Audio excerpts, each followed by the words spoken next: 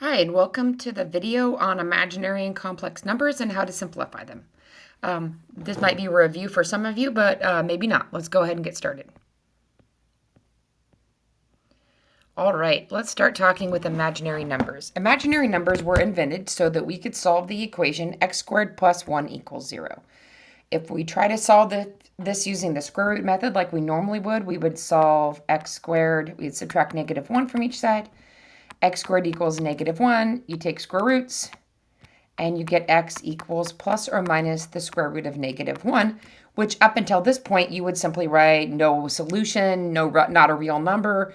Those are true. It is not a real number. So we defined a new number, an imaginary number, exactly equal to that. And that is what I is equal to. I is equal to the square root of negative 1. So that means that I squared is negative 1.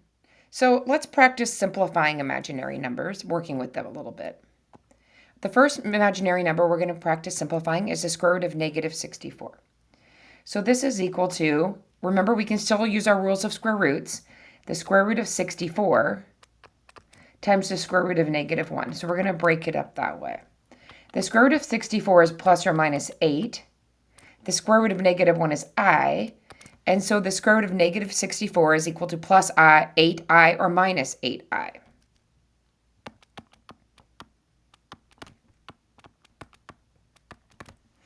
All right, why don't you guys try the square root of negative 98? Give that one a try, and then we'll come back and simplify it together. All right, this one was a little bit harder because, well, the first thing we're still going to do is we're going to go equals the square root of 98 times the square root of negative 1. All right, let's try to simplify the square root of 98. There's a couple different methods that people like to use to simplify square roots. I like to just look for perfect squares that go into it. I can not sure right off the bat. Let's check some perfect squares. I know 4. Let's try 4. That's the first perfect square I like to try because 2 squared is 4. So let's do 98 divided by 4. That doesn't look like it's going to work. All right, what about 9? Well, we know that's not going to work because 98 does not divide by 9. 16 won't work if 4 didn't. 25 isn't going to work. What about 36? Nope. And the next one would be 49. 7 squared. This is looking potentially good to me.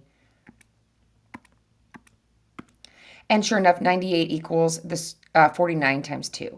So I just went through and I just thought about my perfect square numbers. 4, 9, 16, 25, 36, etc.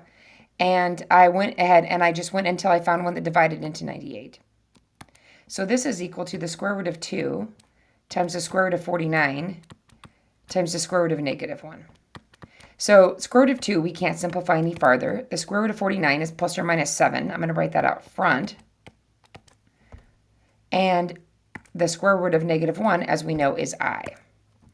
So this simplifies down to 7 root 2i or negative 7 root 2i.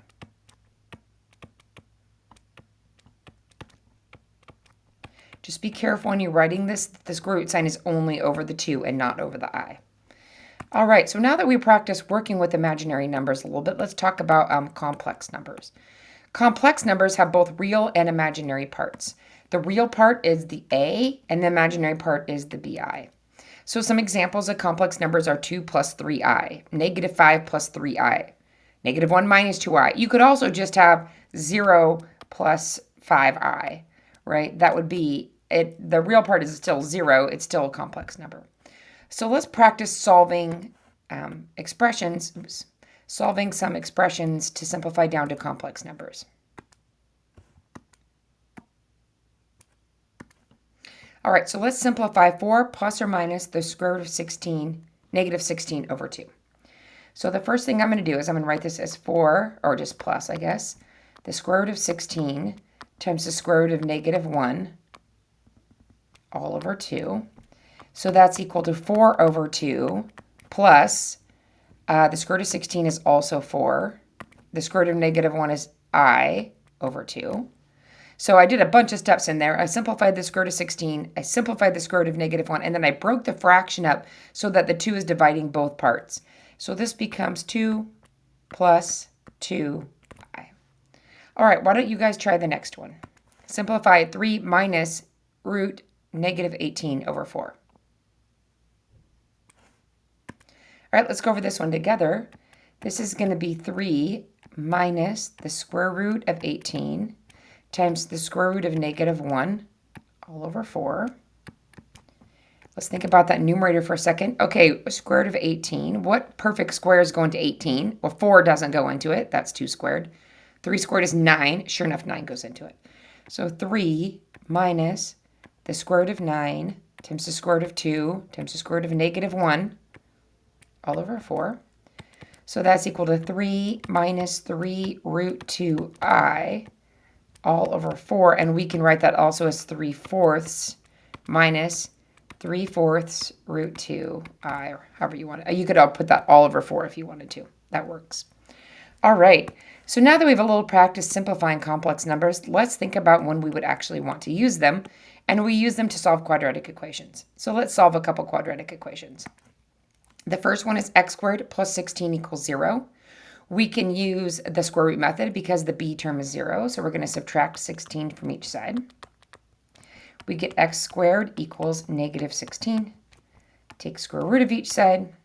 We get x equals plus or minus the square root of negative 16, which is equal to plus or minus the square root of 16 times the square root of negative 1, which equals plus or minus 4i. Now, if you don't need all those steps to get to the plus or minus 4i, that's fine. I just want to be a little bit more careful when I'm first introducing this. All right, let's try the next one. This one we can't use the square root method on, but we can use the quadratic formula. You can always use the quadratic formula. So a is 1, b is 1, c is 2. X equals minus b plus or minus the square root of b squared minus 4ac all over 2a. So x equals minus 1 plus or minus the square root of 1 minus 4 times 1 is 1 times 2 is 8 all over 2, which equals minus 1 plus or minus the square root of negative 7 over 2. So minus 1 plus or minus the square root of 7i over 2. And you could write that as minus 1/2 plus or minus root 7 over 2i also. Great, so now you are able to solve quadratic equations that have both real roots and complex roots.